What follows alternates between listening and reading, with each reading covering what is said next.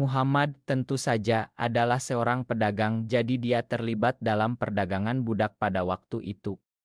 Bisakah Anda menyebutkan contoh di mana dia membebaskan budak? Karena saya tahu bahwa orang-orang Kristen memang membebaskan budak. Faktanya, orang kulit hitam di Amerika memiliki standar hidup tertinggi dibandingkan dengan orang kulit hitam di belahan dunia manapun. Mereka juga memiliki standar pendidikan tertinggi di dunia. Orang-orang Kristen patut diakui mengakhiri perdagangan budak, dimulai di Inggris dan kemudian menyebar ke Amerika, yang bahkan berperang dalam Perang Saudara untuk mengakhirinya, lebih cepat daripada negara-negara Muslim yang baru kemudian menghapus perbudakan. Sejauh yang saya pahami dari sejarah.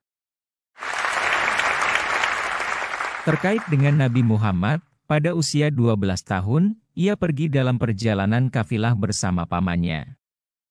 Kemudian, kita membaca lagi bahwa pada usia 25 tahun, sebagai agen untuk seorang wanita bernama Khadijah, seorang janda, ia pergi untuk berdagang. Saat itu, dia belum menjadi seorang nabi, dan dia melakukan perjalanan untuk berdagang. Apa yang dia perdagangkan? Dia tidak membawa budak dari Arab. Dari mana dia mendapatkan budak di Arab? Dia membawa barang dagangan untuk dijual kepada orang-orang di Suriah dan Lebanon. Hanya ada 2 perjalanan dagang yang tercatat dalam sejarahnya, satu pada usia 12 tahun dan satu lagi pada usia 25 tahun, dan tidak ada budak yang terlibat dalam perjalanan tersebut. Kemudian, pada usia 40 tahun, untuk pertama kalinya Tuhan Yang Maha Kuasa berkomunikasi dengannya. Sebelumnya, dia hanyalah seorang pedagang biasa, seperti yang Anda katakan, seorang pengusaha, seorang pengendara unta. Jika dia meninggal sebelum usia 40 tahun, Anda mungkin tidak akan pernah mendengar namanya.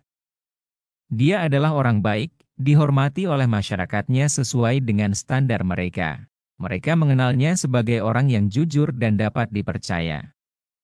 Mereka memberinya gelar Al-Amin, yang terpercaya. Jika dia meninggal lebih awal, dia hanya akan dikenang sebagai orang baik, seperti banyak orang baik lainnya di dunia.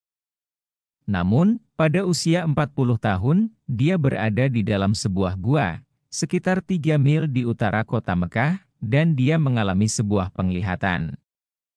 Dalam penglihatan itu, malaikat agung datang kepadanya dan memerintahkannya dalam bahasa Arab, bahasa ibunya, Iqra. Bacalah. Muhammad, yang tidak terpelajar, secara alami merasa ketakutan.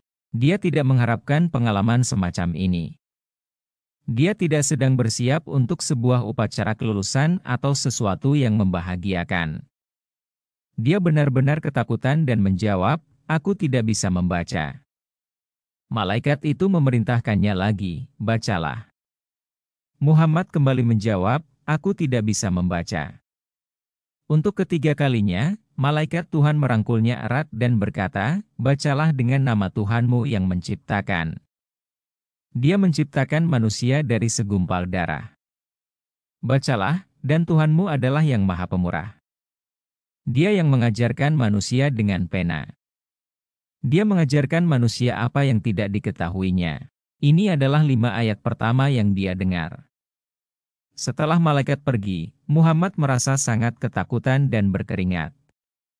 Dia segera berlari pulang sejauh 3 mil ke Mekah untuk menemui istrinya, Khadijah, dan berkata, "Selimuti aku, selimuti aku.